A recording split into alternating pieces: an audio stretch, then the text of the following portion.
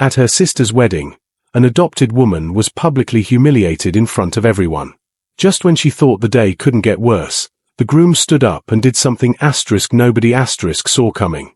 Explosion symbol. This emotional act will leave you speechless and might even bring a tear to your eye. Watch till the end to witness a twist that changed everything. Don't forget to like, comment, share, subscribe.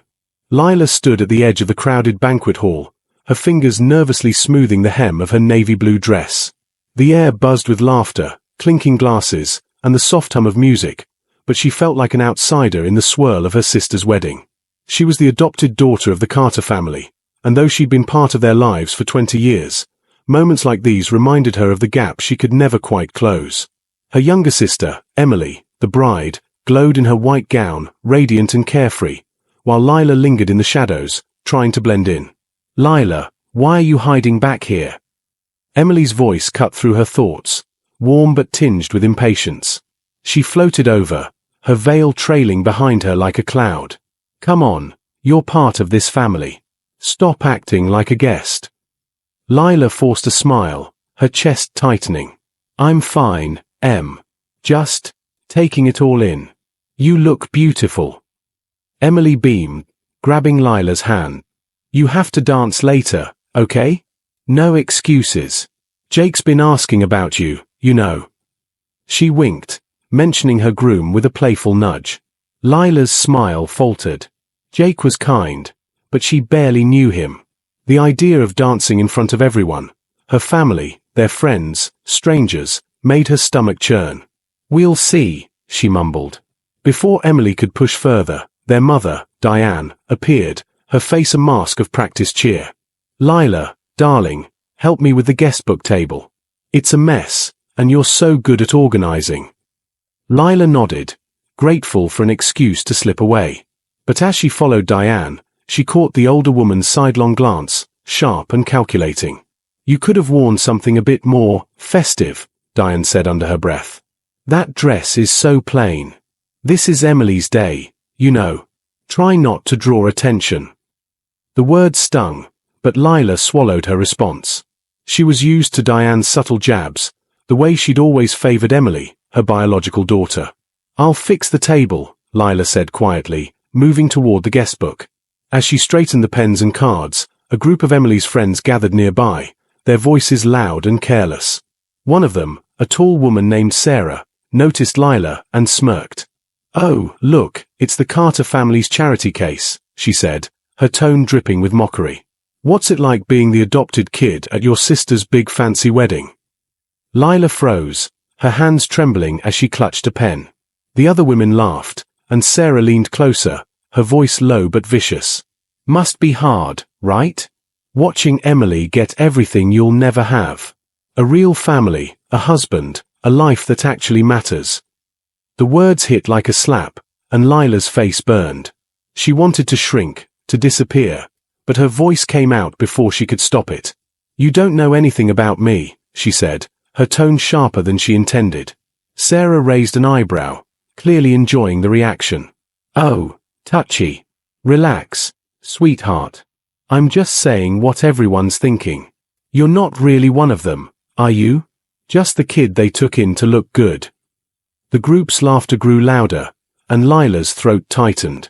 She could feel eyes on her now, guests glancing over, whispering. She wanted to run, but her feet felt glued to the floor.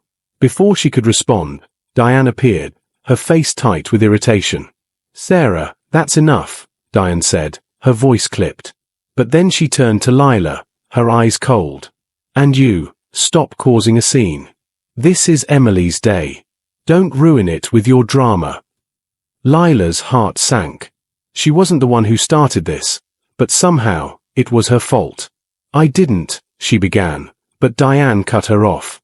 "Just go fix the table and stay out of trouble," Diane snapped, turning away to rejoin the guests. Sarah smirked, tossing her hair as she walked off with her friends.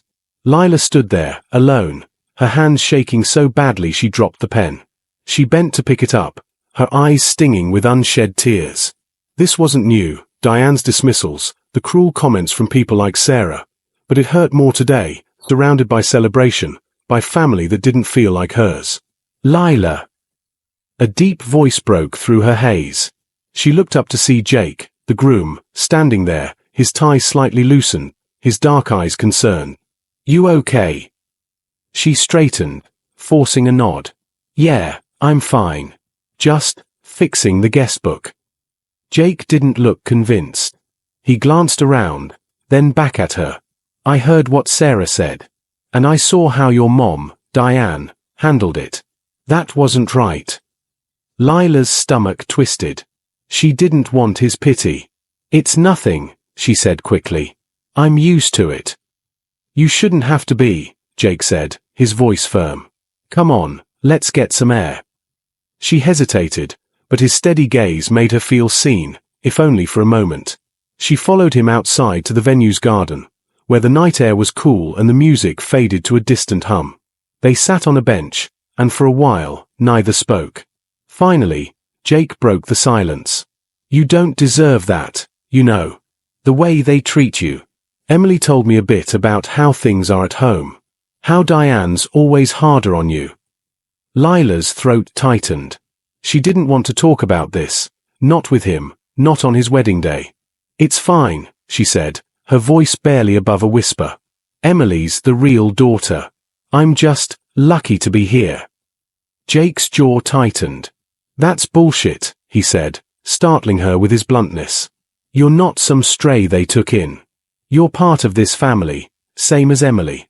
And even if you weren't, you're worth more than the way they make you feel.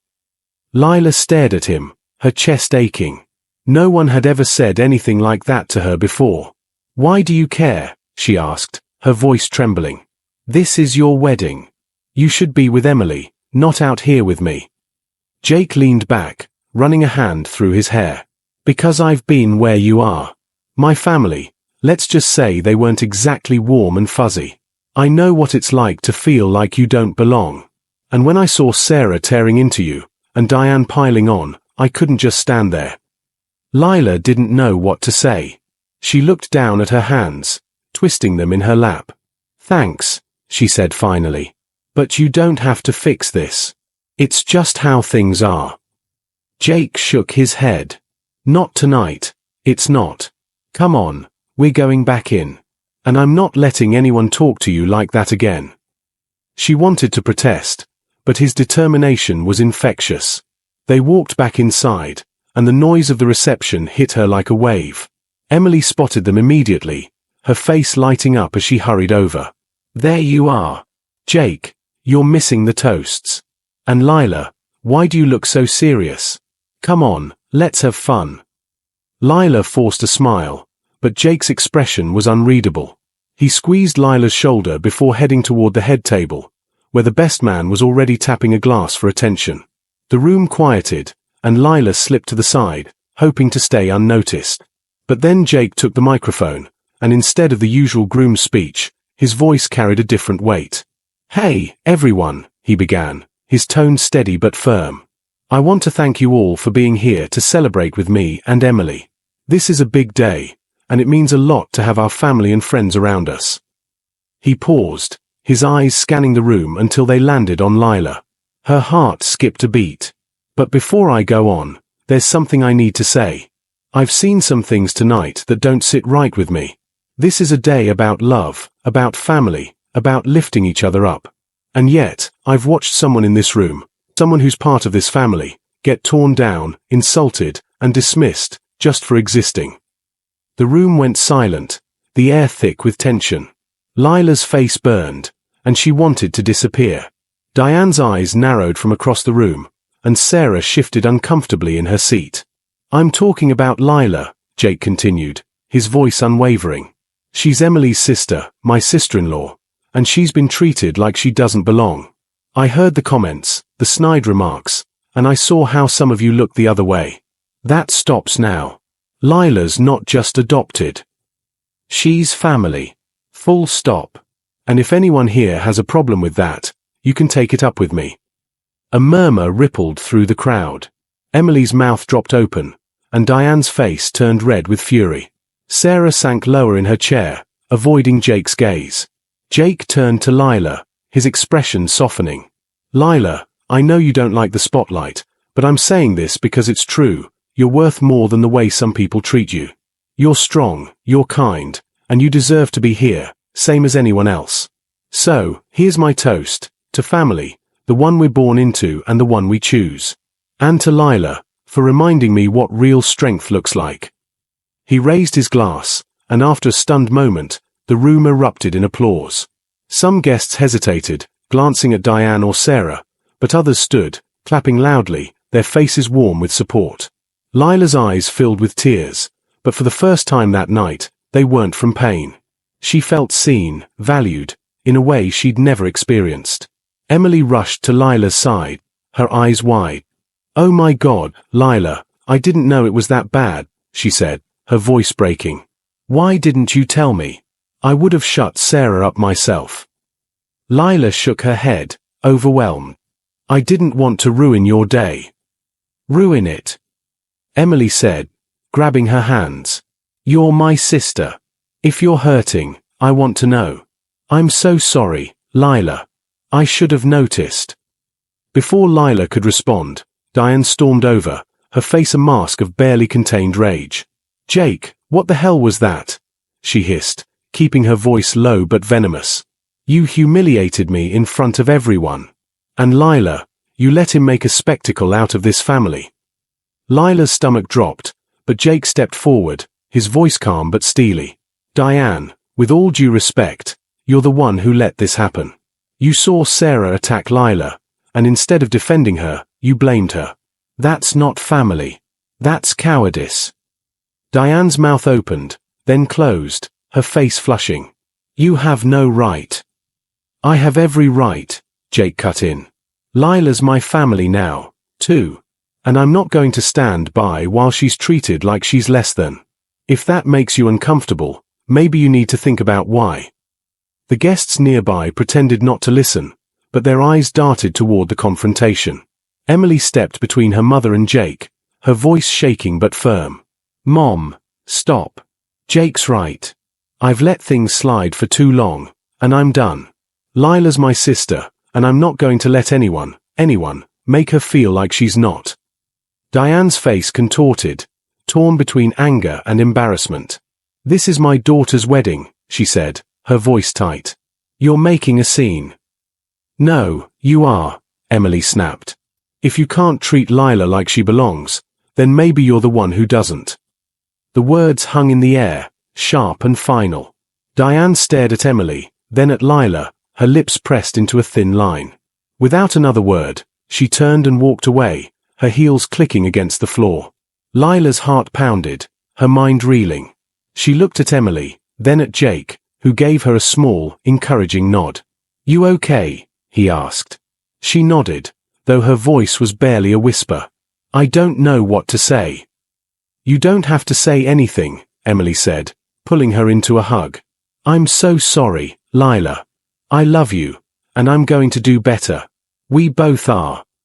Jake clapped a hand on Lila's shoulder. "You're not alone anymore," he said simply. "Not as long as I'm around." The rest of the night passed in a blur. Sarah and her friends kept their distance, and Diane stayed on the opposite side of the room, her face a mask of forced composure. But for Lila, something had shifted.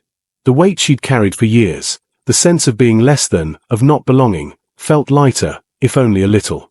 She danced with Emily, laughed with Jake, and for the first time, felt like she was part of something real.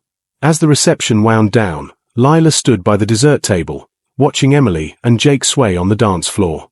A guest, an older woman who'd overheard Jake's speech, approached her. "You're Lila, aren't you?" she said, her voice kind. "I just want to say, you've got a good brother-in-law there. And you're a strong young woman. Don't let anyone tell you different."